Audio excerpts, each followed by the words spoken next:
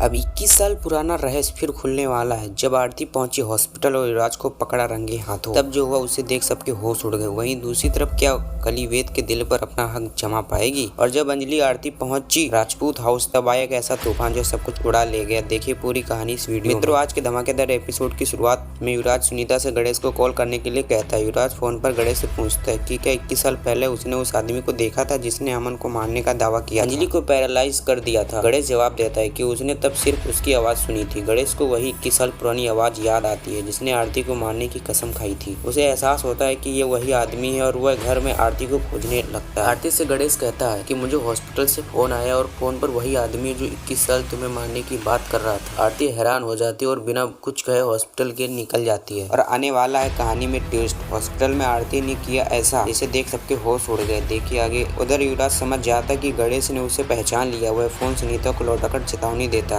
कि किसी को भी उसके बारे में ना बताए और वह वहाँ से जाने लगता है। उधर आरती हॉस्पिटल पहुँचती है कि युवराज इसे देख लेता है और छुप जाता है। फिर आरती सुनीता से पूछती है कि उसे मिलने कौन आया था। सुनीता बताती कि एक बूढ़ा आदमी आया था जिसने टोपी और सर्वाइकल कॉलर पहना हुआ था। उसने आरती के बारे में पूछा और धमकाकर गणेश को कॉल करने को कहा। फिर आरती सुनीता से अस्पताल का सीसीटीवी फुटेज चेक करने की बात करती है और सुनीता मान जाती है। उधर वेद देखता कि कली वह हार पहनने वाली है जो उसने कभी आरती को दिया था। वेद हार से ले लेता है और कहता है कि वह इसे नहीं पहन सकती क्योंकि यह उसकी मोहब्बत आरती को दिया गया था। कली कहती कि वह उसकी पत्नी और पहनने का हक सिर्फ उसी का है। वेद कहता है वह पत्नी है पर उसकी मोहब्बत नहीं और दूसरा हार चुनने को कहता है। कली जिद करती कि हार तो आरती ने उसे दिया था। वेद मना करता है तो कली कहती वह आरती को कॉल करेगी। आरती और सुनीता सीसीटीवी फुटेज चेक करती हैं।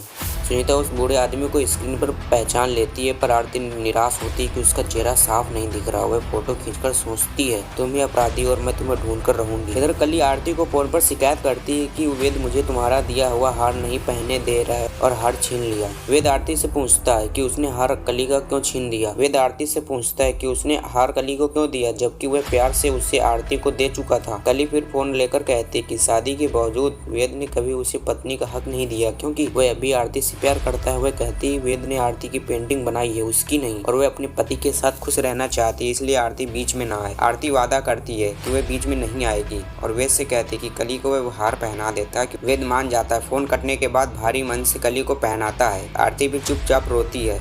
कली सोचती है कि वह एक दिन वेद का प्यार जीत लेगी। दोस्तों, क्या लगता है आप लोगों को, क्या कली अपने इन मंसूबों में कामयाब हो पाएगी? इसी बीच वैभव राघव से सजावट के बारे में पूछता है। साधिका अभय की तारीफ करती है लेकिन अभय कहता है कि वैभव साधिका की मदद के बिना ये मुमकिन नहीं था। वैभव कहता है कि 21 साल बाद घर में कुछ शुभ हो रहा है। राघव कहता है कि ये सब अच्छा है पर उसे एक बात की चिंता है, अंजलि अवस्थी और उसकी बेटी आरती। एपिसोड खत्म होता है। अब अगले एपिसोड में आरती और अंजलि राजपूत हवेली पहुंचती है। आरती राजपूत परिवार पर उसकी मां के हक छीनने और बेटी की शादी मनाने का आरोप लगाती है। वह दोनों परिवारों को जेल भेजने की धमकी देती है। वेद उसे रोकते हुए कहता है कि वह पहले ही उससे रिश्ता तोड़ चुकी है और अब सगाई भी तोड़ना चाहती है। आरती ऐलान करती है कि वह शादी नहीं होने देगी।